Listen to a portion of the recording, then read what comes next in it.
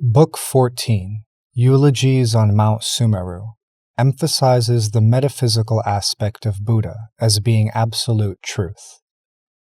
The thrust of this approach is to counter preoccupation with forms. Buddha is said to be the very absence of inherent existence or intrinsic nature of all conditioned things. Conventional reality is called a description consisting of habitual conceptions and views. Defining the world through verbal and conceptual representations is by its very nature limiting, restricting awareness, so this chapter stresses the need to see through, see beyond conventional reality in order to become enlightened. When the nature of perceptual and conceptual organization of experience as a mere tool is forgotten or unknown, and a particular organization hardens into an exclusive view, the mind has lost its freedom. The dependence of views on social, cultural, and psychological factors attests to their non-absoluteness. The concern of Buddhist philosophy and meditation is to see through such conditioning and restore the mind to openness and flexibility. This book states that the basis of delusion and falsehood is reality, meaning that delusion and falsehood, being themselves conditioned, do not have any inherent reality or inevitability. This very emptiness of inherent reality is what is called absolute reality, or truth. What is intended by this insight is not nihilistic extinction, but seeing delusion for what it is. The term extinction, used in this connection, essentially means the extinction of conditioned views. Here the scripture says that having no views is true seeing, which sees everything because it is seeing without the restriction of predispositions of ingrained mental habits. This philosophy of the relativity of mind and world is provided as a rational basis for dissolving clinging to views and freeing the mind from the enclosure of inflexible, set ways of seeing and thinking about things. Book 14, Eulogies on Mount Sumeru. Then, due to the spiritual power of the Buddha, there came and gathered great enlightening beings from each of the 10 directions, each accompanied by as many enlightening beings as atoms in a Buddha land, coming from worlds far away, beyond lands as numerous as atoms in 100 Buddha lands. Their names were Wisdom of Truth, Total Wisdom, Supreme Wisdom, Virtuous Wisdom, Vigorous Wisdom, Good Wisdom, Knowing Wisdom, True Wisdom, Unexcelled Wisdom, and Stable Wisdom. The worlds they came from were called Indra Flower, Red Lotus, Jewel Flower, Blue Lotus, Diamond Flower, Fragrant Flower, Delightful Flower, Rosy Dawn Flower, Adorning Flower, and Space Flower. They had each cultivated pure practice with Buddhas. The Buddhas were called Extraordinary Moon, Infinite Moon, Imperturbable Moon, Wind Moon, Water Moon, Liberation Moon, Unexcelled Moon, Constellation Moon, Pure Moon, Comprehending Moon. When the enlightening beings had reached the Buddha, they prostrated themselves at the Buddha's feet, and then magically produced luminous lion seats in the direction from which they had come. In the same way as the enlightening beings gathered atop Mount Sumeru in this world, so it was in all worlds. Their names, worlds, and the names of their Buddhas were all like this. At that juncture, the Buddha emitted 100,000 billion light beams of sublime hue from the toes of his feet, illumining all the worlds in the 10 directions so that the Buddhas and congregations in the palaces of the Indras atop Mount Sumerus were all revealed. Then the enlightening being Wisdom of Truth, infused with spiritual power from the Buddha, looked over the 10 directions and said in verse, Buddha emits a pure light, showing all the guides of the world sojourning in the halls of wonder on the peaks of Mount Sumerus. All of the kings of gods invited the Buddhas into the palace, all with 10 beautiful verses praising the enlightened ones. Among those great assemblies, the groups of enlightening beings have come from the 10 directions and sit calmly on the seats they made. The enlightening beings in those congregations all have the same names as we, and the names of the lands they come from are also the same as ours. The Buddhas of their own lands also have the same names as ours. Each one has, with a Buddha, purely cultivated, unexcelled practices. Buddha children, you should observe the Buddha's power of freedom. And all the Jambudvipas all think the Buddha's there. We now see the Buddha on top of Sumeru. It's the same in the 10 directions by the Buddha's power of freedom. In each world they determine to seek the Buddha way, and based on such a vow, practice enlightening deeds. Buddha with various bodies travels throughout the worlds, unhindered in the cosmos, beyond the ken of anyone. The light of his wisdom always shines everywhere, removing all the darkness of the world. It has no compare at all. How can it be comprehended?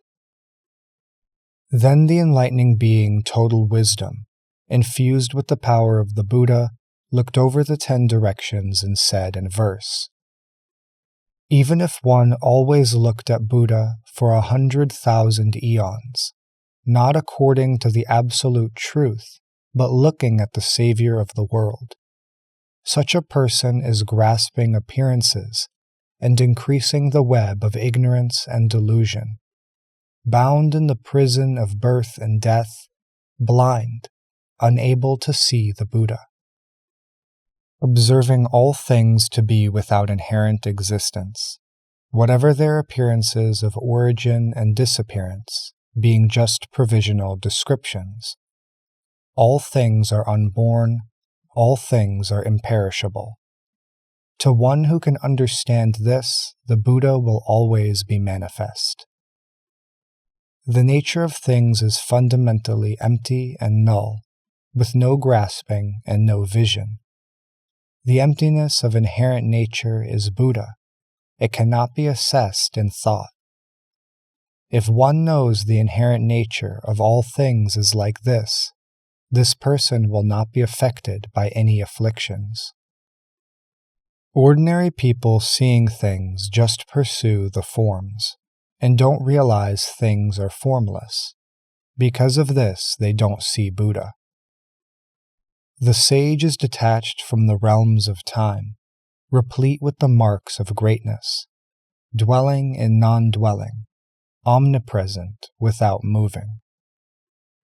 I observe all things and clearly understand them. Now I see the Buddha with certainty, free from doubt.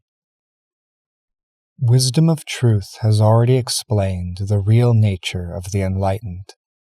From him I have understood that enlightenment's inconceivable. Then the enlightening being Supreme Wisdom, receiving power from the Buddha, looked over the 10 directions and said in verse, The enlightened one's great wisdom is rare, beyond compare. All beings in the worlds cannot reach it in their thoughts. Ordinary people's deluded views grasp forms and are not veritable.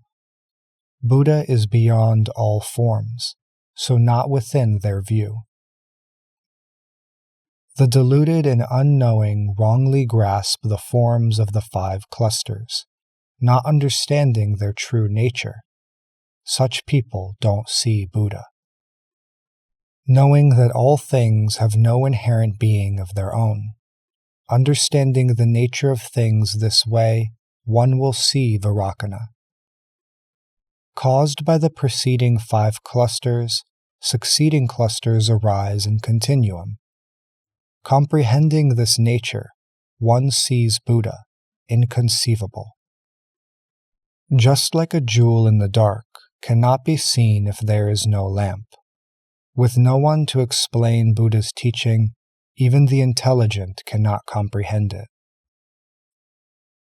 And like an eye with cataracts cannot see pure, beautiful colors, so too the impure mind cannot see the Buddha's teaching. And as the bright, clear sun cannot be seen by the blind, those who have no wisdom can never see the Buddhas. If one can remove the eye's cataracts and abandon the concept of form, and not see in terms of things, then one can see the Buddha. Total wisdom has explained the enlightenment of the Buddhas. I, having learned from him, have gotten to see Vairocana. Then the enlightening being virtuous wisdom, imbued with power from the Buddha, looked over the 10 directions and said in verse, "Things have no true reality. Because of wrongly grasping them as real, do ordinary people therefore revolve in the prison of birth and death. Things expressed by words, those of lesser wisdom wrongly discriminate, and therefore create barriers, and don't comprehend their own minds. If one doesn't comprehend one's own mind, how can one know the right path? Based on misconstrued intellect, they increase all evils. Not seeing all things are empty, always suffering the pains of birth and death. This is because such people cannot yet have the pure objective eye. In the past I experienced suffering because I didn't see Buddha. So one should clarify the eye of reality and see what is to be seen. If one can see the Buddha, one's mind will have no grasping. Such a person can then perceive truth as the Buddha knows it. If one can see Buddha's real teaching, one is said to have great knowledge. This person has pure eyes and can see into the world. No view is seeing, which can see all things. If one has any views about things, this is not seeing anything. The nature of all things has no origin and no end. How wonderful the great guide! Awakened himself, he can awaken others. Supreme wisdom has explained the truth realized by the Buddhas. We, having learned from him, can know the Buddha's true nature. Then the enlightening being vigorous wisdom, receiving power from the Buddha, looked over the 10 directions and said in verse, "If one dwells on discrimination, one ruins the eye of purity. Ignorant, false views increase, and one never sees the Buddha. If one can understand falsehood as it is without delusion, and know the basis of delusion is itself reality, one's perception of Buddha will be pure. If there are views, this is defilement. This is not yet to be considered seeing. By dismissing all views can one thus see Buddha. Things spoken of in conventional terms people wrongly conceptualize. Knowing the world is all birthless, this is seeing the world. If one sees seeing the world, this seeing is a feature of the world. In reality, they're equal, no different. This is called true insight. If one sees they're equal, no different, one won't discriminate among things. Such vision is free from delusions. Without indulgence, it's free. All the different things pointed out by the Buddhas are impossible to apprehend because their nature's pure. The nature of things is fundamentally pure. Like space, it has no marks. Nothing at all can explain it. This do the wise observe. Divorcing the concept of things, not indulging in anything, and not even cultivating this, one can see the great sage. As virtuous wisdom explained, this is called one who sees Buddha. All the actions there be are all inherently nil. Then the enlightening being good wisdom, infused with Buddha's power, looked over the 10 directions and said in verse, "Extraordinary, the great beings, the countless enlightened ones, are free from taint, their minds are free. Self-liberated, they can liberate others.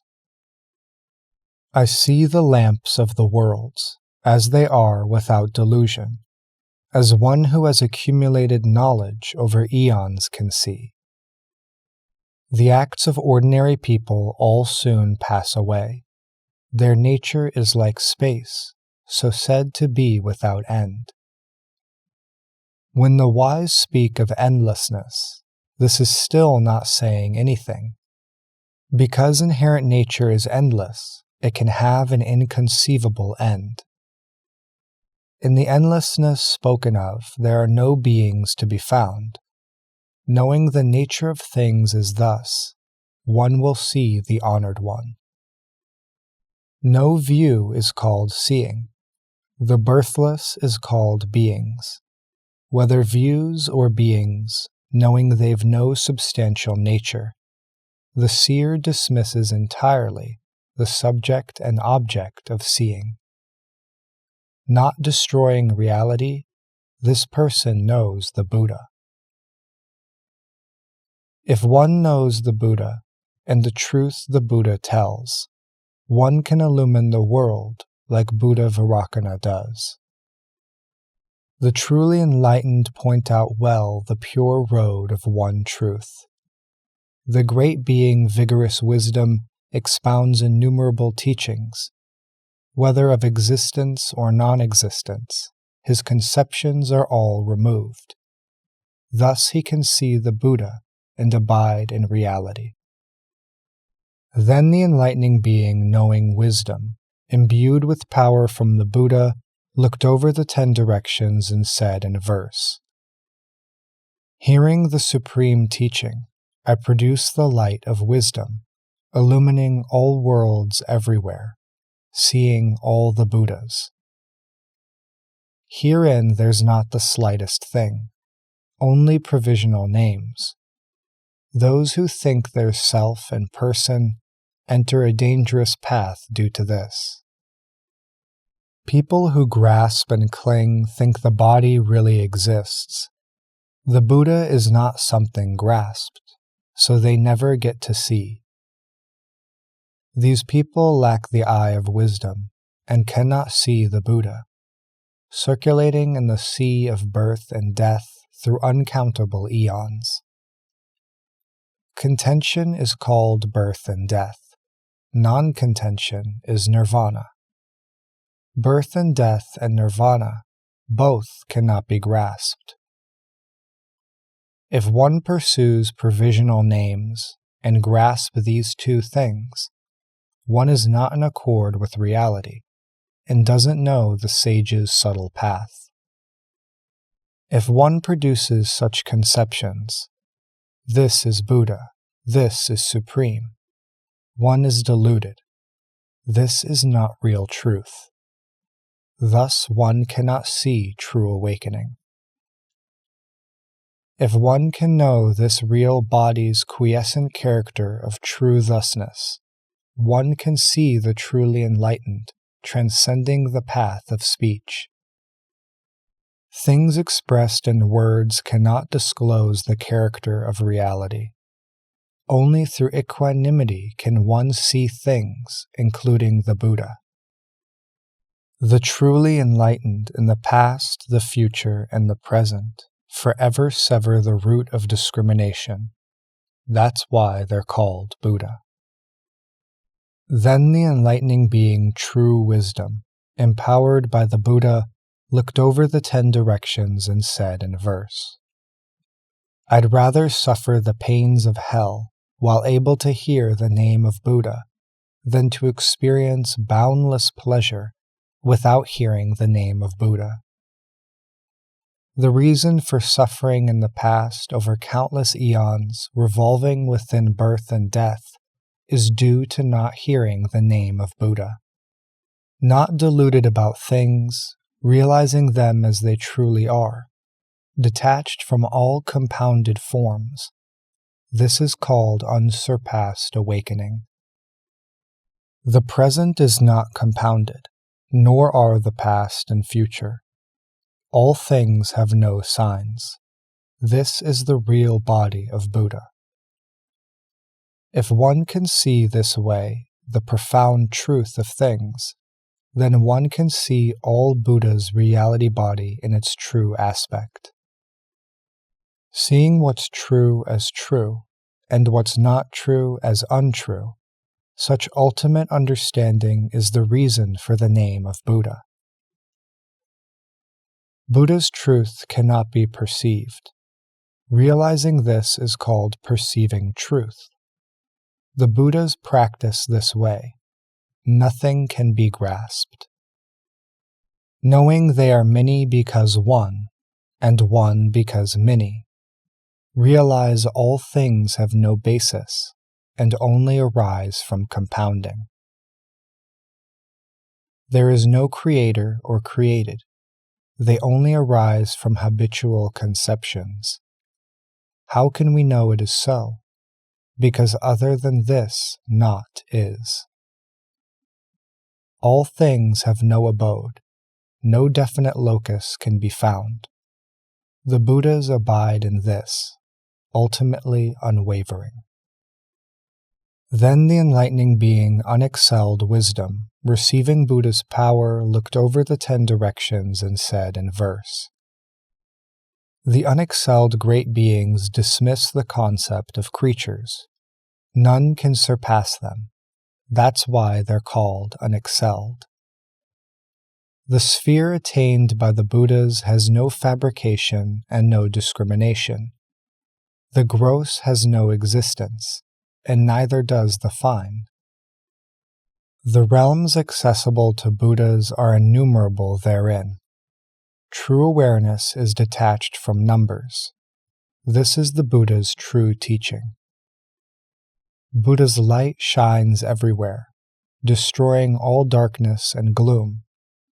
This light neither has radiance, nor does not have radiance. It has no attachment to things, no thought and no defilement, no abode and no location, and does not destroy the nature of things. Herein there is no dualism, yet neither is there oneness. One who sees well with great knowledge skillfully abides according to truth. No mean and no duality, and not even any non-duality. All in the worlds is void. This is the vision of the Buddhas. People with no awakened understanding, Buddha makes abide in the truth. All things have no abode. Understanding this, one sees one's own body is not a body, yet said to be so.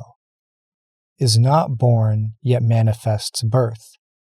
No body and no view. This is the unexcelled Buddha body. Thus has true wisdom explained the nature of Buddha's subtle teaching. Any who hear this teaching will attain the pure eye. Then the enlightening being Stable Wisdom, empowered by the Buddha, looked over the 10 directions and said in verse, "How grand the great light, the vigorous, unsurpassed hero, who appears in the world to help the confused." The Buddha observes all beings with a heart of great compassion, seeing them in the 3 realms of existence, suffering over and over. Except for the truly enlightened, the honored guide full of virtue, there is none who can rescue all human and heavenly beings. If the Buddhas and enlightening beings did not appear in the world, there would not be a single creature who could have peace and ease. The Buddha rightly awakened, as well as the sages and saints, appear in the world, able to bestow happiness on beings. If someone sees the Buddha, that is gaining great benefit. Hearing the name Buddha and developing faith is a monument in the world. We see the world-honored ones and consider it a great boon. Hearing such a wonderful teaching, we all shall attain enlightenment. The enlightening beings in the past, by the spiritual power of Buddha, attained the pure eye of wisdom and perceived the realms of the Buddhas. Now we see Vairocana and grow doubly in pure faith. Buddha's knowledge is boundless and cannot be fully explained. Even if the enlightening beings such as Supreme Wisdom and I, Stable Wisdom, were to speak for countless eons, we could not tell it all.